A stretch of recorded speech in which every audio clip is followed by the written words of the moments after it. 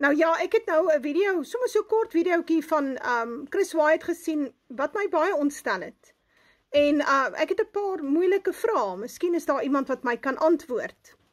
Nou, mense hou van Chris Wyatt want hy praat teen die ANC, hy looi hulle. En mense hou daarvan. Ons voel as blankes in die land, ons is so bly iemand gee 'n bietjie aandag aan ons. As dit nou die VSA's met hulle refugee program en Trump wat dan ook sê daar's dalk 'n genocide in Suid-Afrika van blankes en dan is daar dan nou ou Chris wat dan af en toe 'n video maak oor die krisisse wat die ANC het en hoe hulle nou teen human rights is en eintlik maar 'n regering is met dubbele standaarde en die tipe van ding. Nou, ek verstaan dit. En daarom hou mense van wat Chris sê. Maar as ek luister na hom, dan kom ek agter maar dit wat hy sê aan die een kant en dit wat hy sê op ander video's, dit stem nie ooreen met die beginsels wat hy aan ons kommunikeer nie. So hy kommunikeer aan ons beginsels dat hy anti-rassisme is. Hy is vir human rights, vir gelykheid, vryheid en broederskap. Dit is die beginsel standpunt waarvan af hy uitgaan. Maar dan maak hy 'n video soos hierdie wat die mense nogal ontstel, want dit strook nie met sy beginsels nie. Hey folks, welcome back. This is Chris in Central Pennsylvania. The African National Congress started an illegitimate genocide case against Israel. A couple years ago, remember that? Hoe is hierdie saak wat die ANC gaan maak het by die ICJ dan 'n bogus of 'n illegitimate saak? Hoe is dit 'n onwettige saak? Of 'n saak wat, ek neem aan, 'n leenagtige saak, of wat gebaseer is op leuns? Ek verstaan dit nie. Want ons is tog nie blind nie. Vir 2,5 jaar sien ons hoe bom die IDF vrouens en kinders in vlugtelingkampe met brandbomme en what have you, hoe beweeg die tanks in, hoe skiet hulle weerlose kinders wat kom kos vra het. Ek verstaan nie mooi nie. En Chris moet tog vir ons 'n video maak. Hy moet vir ons sê waar staan hy met betrekking tot dit. Is dit aanvaarbaar vir hom? Is hierdie moord wat die IDF pleeg die laaste 2,5 jaar op weerlose vrouens en kinders, is dit aanvaarbaar vir hom? Want ek verstaan nie mooi nie. Hy sê, nou is die volgende vraag is, ek meen, die ICJ het na die saak gekyk, en hulle het gesê, dit is waar. So is daai regters dan nou leenaars, korrup? Ek verstaan nie. Want hulle sê toe wel Netanyahu is 'n war criminal, het 'n arrestasiebevel vir hom uitgereik. En die VN het op 16 September 2025 het hulle verslag uitgereik waar volgens hulle sê dat hulle die bewyse gee dat die Jode 'n volksmoord, 'n ethnic cleansing uitvoer in Gaza, en dat hulle die Geneefse konvensies wat gesluit is na die Tweede Wêreldoorlog, wat die VSA ook onderteken het, dat hulle dit verbreek. So, nou verstaan ek nie, is dit 'n leuen? Lieg die VN? Lieg die ICJ? Is daar nie 'n volksmoord in Palestina nie? Verstaan ons die ding verkeerd? So as ons sien dat, ek meen, dit so verskriklik verwoes is daar, dan is dit aanvaarbaar, dit is 'n oorlog teen terroriste.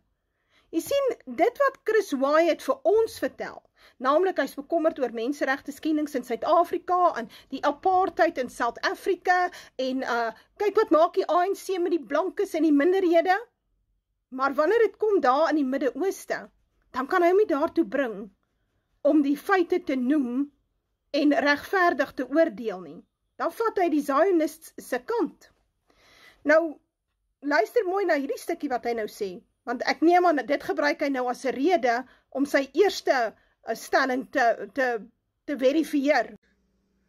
They were silent on the genocide taking place in Myanmar against the Rohingya, silent on the genocide against the Uyghurs in China, silent when conscripts were shot in the back of the head in Tigray by Ethiopian forces and killed en masse, silent on most of the carnage in Africa, although this week they did speak up on Sudan finally after years of ignoring it.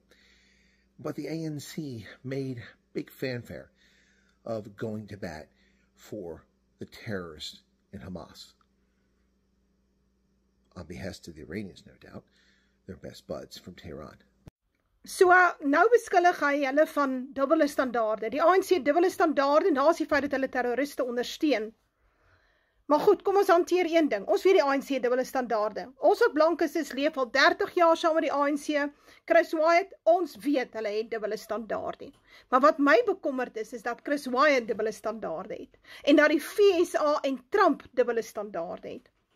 So as jy die ANC wil aanvat, moet jy morele boogrond hê. Dit wil sê, hulle moet nie 'n vinger na jou kan wys nie. Maar dit is nie op hierdie stadium die geval nie. Ondersteun die ANC terroriste? Heel moontlik as jy nou Hamas beskou as 'n terroristebeweging. Ek beskou Hamas as 'n weerstandsbeweging. Want die grond behoort aan die Palestynë en die Jode het dit gevat in 1948 met geweld. Hulle die Palestynë het hulle in 'n konsentrasiekamp ingedruk waar hulle die water, die kos, die elektrisiteit, alles beheer, hoë heininge opgerig het. Dis 'n absolute apartheidstyd in die Midde-Ooste. Daar in Palestina het ons 'n apartheidstyd waar die Jode hulle self apart hou van die Palestynë, want die Palestynë het nie dieselfde menseregte as die Jode nie. Maar hoekom sal Chris Wyatt dit nou goed praat? Want Chris Wyatt is vreeslik anti-apartheid. En hy was teen die apartheid government van voor 94. So om watter rede praat hy dit dan nou goed? Want dit is effektiewelik wat hy doen. So as Hamas terroriste is, wat is die IDF wat vrouens en kinders uitmoor met bomme wat hulle kry by die FSA so terloops? Ek verstaan nie mooi nie. As Hamas terroriste is wel, dan is die IDF ook terroriste. Hoe maak 'n weermag oorlog teen 'n gemeenskap wat nie eintlik eers wapens het nie? Wat nie 'n opgeleide weermag het nie. Hy het weerstandsgroepe wat hulle beveg. Waar staan Chris Wyatt in terme van dit? Want as hy dit goed praat, dan raak ek baie bekommerd oor wanneer die situasie in Suid-Afrika verander en ons as boerevolk dalk in konsentrasiekampe sit. Gaan Chris Wyatt dan ons uitmoor ook hanteer as, wel, dit is nou maar hoe dit is, en ons is eintlik die probleem, want ons wil nie saamwerk met die regering nie. En toe sit hulle ons in konsentrasiekampe. Ek raak baie bekommerd daaroor. Want 'n mens, ek oordeel 'n ou aan wat hy sê, in die vrugte wat hy dra. Nou, wat vir my baie belangrik is, vir 2,5 jaar stuur die FSA wapens en befondsing aan die Netanyahu-regime. Oor die $30 miljard van Amerikaanse belastingbetaler geld is gestuur aan Netanyahu om 'n oorlog teen vrouens en kinders. En dan het hy nog die oorlog verloor ook. Hulle het hierdie oorlog teen Hamas en die Palestynë het hulle verloor. Nou moet jy weet, ons moet dit mooi verstaan. Dit is hoekom daar 'n vrede is, want hulle het die oorlog verloor. Maar nie net dit nie. Die FSA het biljoene, kom ons sê, miljarde se dollars se wapens deurgestuur daarna Netanyahu toe. Nadat daar gesê is, hy is 'n war criminal. En hy is besig met oorlogsmisdade. Maar dan maak dit mos nou Trump en die FSA en Joe Biden voor hom mos ook war criminals. Hulle is mos aandadig aan oorlogsmisdade. Want luister 'n bietjie, hoe trots praat Trump van homself hier. En hy erken dat hy wapens gestuur het om vrouens en kinders in 'n hele stad uit te wis en plat te stoor dat dit lyk soos Hiroshima. I mean, Bibi would call me so many times, can you get me this weapon, that weapon, some of them I never heard of, Bibi, and I made them. But we'd get them here, wouldn't we? Huh? And they are the best. They are the best. But you used them well. It also takes people that know how to use them. And you obviously used them very well. But so many that Israel became strong and powerful, which ultimately led to peace. That's what led to peace.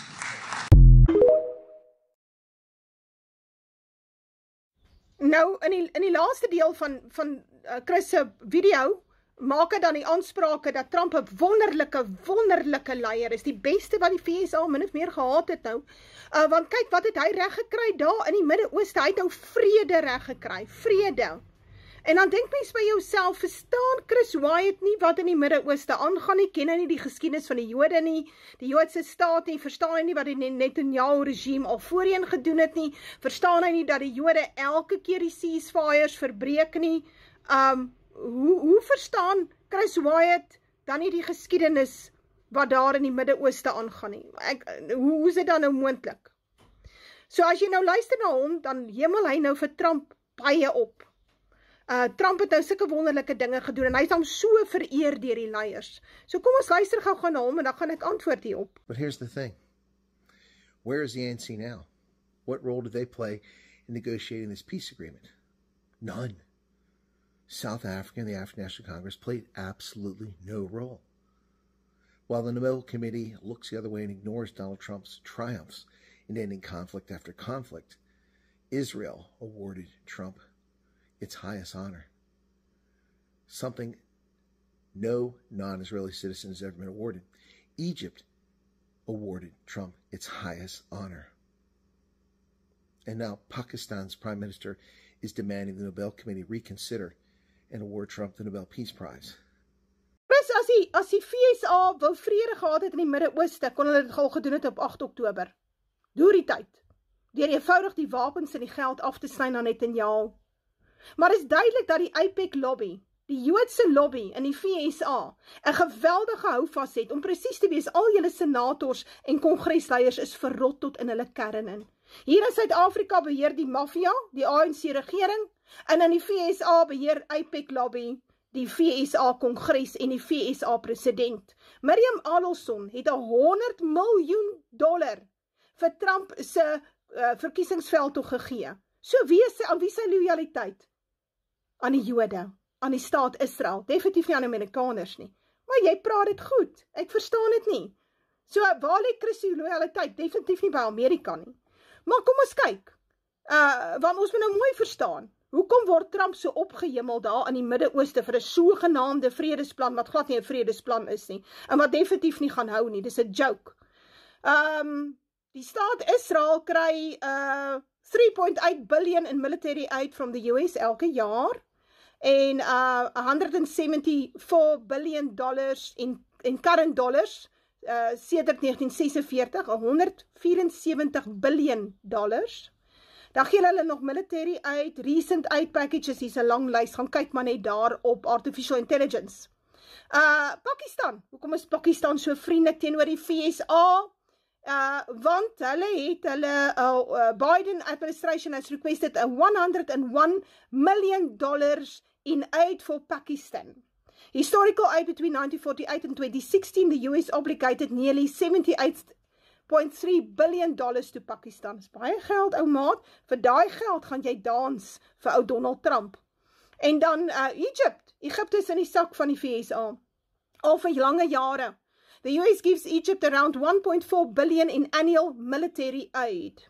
Since 1946, the US has provided Egypt with over $87 billion in foreign aid. So ons praat hier van groot geld, baie belastingbetalers se geld, wat dan gegee word aan hierdie state om hulle stil en rustig te hou, sodat hulle nie die staat Israel aanvat nie.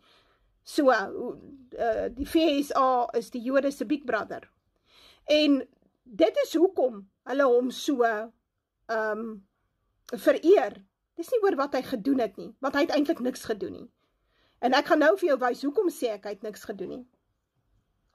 En ons gaan hier luister na professor John Mearsheimer, waarop hy wys, hierdie ceasefire, wat nie gaan hou nie, hy het klaar uit die bus uitgeval. Ek kan dit nou al vir julle sê, deaths in Gaza continue despite ceasefire, IDF fire kills dozens since Friday. At least 38 Palestinians have been killed by Israel fire since last Friday. Daar is hy. Last nacht, huge Israeli airstrikes on Lebanon despite ceasefire. Hulle het 'n ceasefire met Libanon ook, hulle het hulle gebom. Hulle het stede met papas en mamas en babas het hulle gebom. Reg? Update, Israel kills 3 in Gaza, is die laaste 24 uur. Trump threatens to go in and kill Hamas. Ek wil hy moet troepe daar gaan neersit, en ons kan kyk hoe gaan dit dan met hulle. Maar wat 'n mens hier moet verstaan, nou, en dit is wat dit vir my, hoekom ek die video maak is, 'n ou moet baie versigtig wees, want daar's baie ouens wat lyk asof hulle die vriend van die blanke in Suid-Afrika, asof die vriend van die boerevolk. En wanneer jy hulle hoor praat oor ander sake, soos hierdie van Palestina en die Midde-Ooste, soos wat Chris Wyatt doen, dan kom jy agter, maar hy dubbele standaarde. En daarom vertrou ek hom nie. Nie so ver as wat ek hom kan gooi nie. Well, I think, Piers, that the principal reason that you got a ceasefire now under Donald Trump is because the Israelis were in deep trouble in Gaza. In a very important way, Trump was pushing on an open door. You want to understand that the IDF, the Israeli military, had not defeated Hamas. It was incapable of defeating Hamas. The Israeli military was suffering significant casualties in Gaza. And the Israeli military, which is configured to fight short wars, not long wars, is overextended and was beginning to come apart at the seams. So the IDF itself was putting huge pressure on Netanyahu to cut a deal, to have a ceasefire, because it could not continue to operate the way it was inside of Gaza. So it was this situation that allowed Trump to come in and push hard. There's no question he pushed hard to get this deal that's now in place.